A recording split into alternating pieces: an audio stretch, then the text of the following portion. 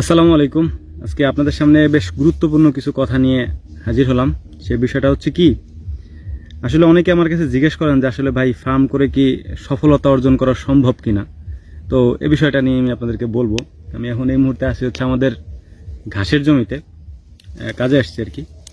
তো এই বিষয়টা নিয়ে আপনাদের সাথে আজকে আলোচনা, যে ফার্ম করে মানে খামার করে কি আসলেই সফলতা অর্জন করা যায় কিনা। তো মূলত কথা হচ্ছে কি, আপনারা অনেকেই চান যে ফার্ম করবেন বা গ্রামে আসবেন, এসে তারপরে এগুলি করবেন। তো তাদের জন্য কিছু পরামর্শ আমার। এই পরামর্শটা হচ্ছে যে আপনি যদি ফার্ম করেন তাহলে সবথেকে গুরুত্বপূর্ণ বিষয়টি হচ্ছে আপনি নিজে কতটুকু কাজ করতে পারেন। এখন আপনি যদি নিজে কাজ করতে না পারেন, সেক্ষেত্রে আপনার এই পেশায় আসাটা হচ্ছে একটা বোকামি।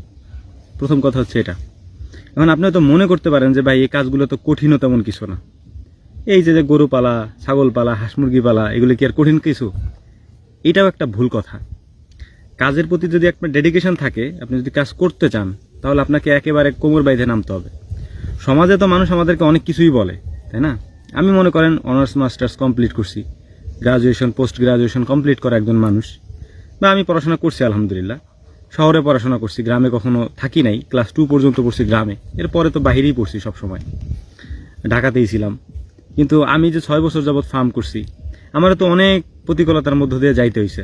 মানুষ নানান ধরনের কথা বলছে, আজে বাজে কথা বলছে, খারাপ কথা বলছে, বাবা মারে খোঁচা কথা বলছে যে এত পড়াশোনা করাইছেন, ছেলের দিয়ে এখন গরুর ঘাস কাটান, এগুলা কি ঠিক নাকি?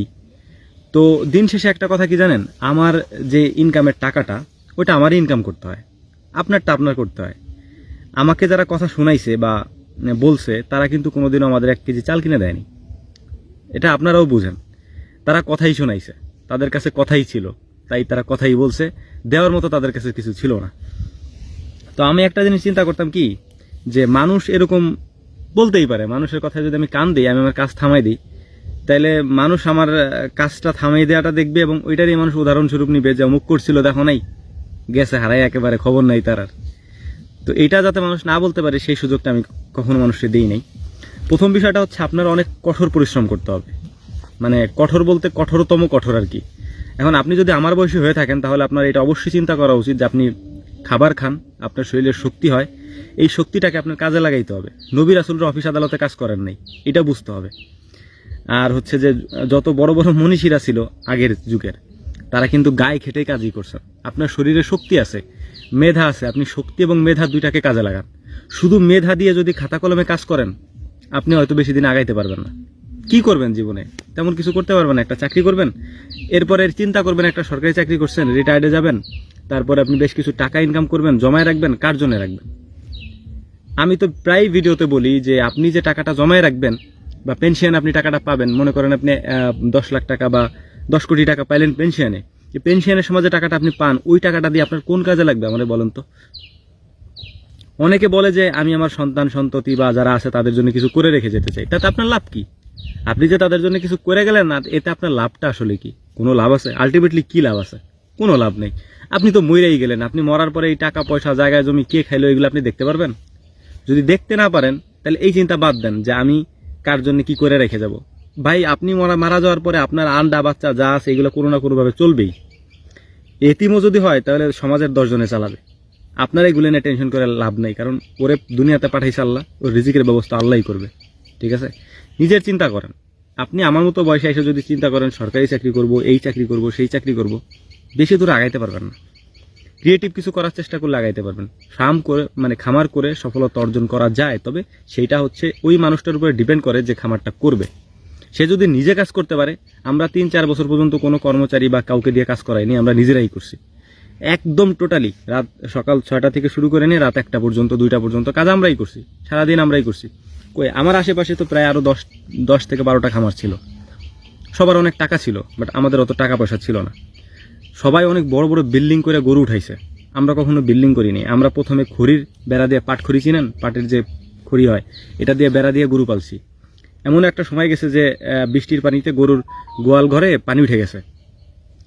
সকালবেলা ওই পানি সেচার পরে তারপরে গরু আবার ঢুকাইছি ভিতরে, এরকমও সময় গেছে।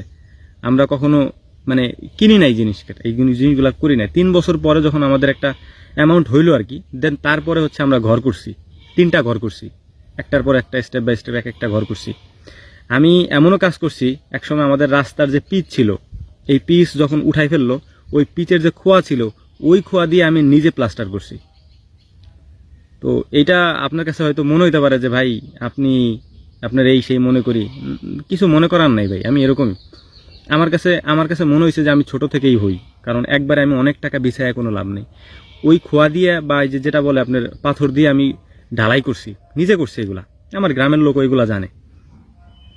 দেন আস্তে আস্তে আমার ছিল একটা গরু কিনছিলাম প্রথমে।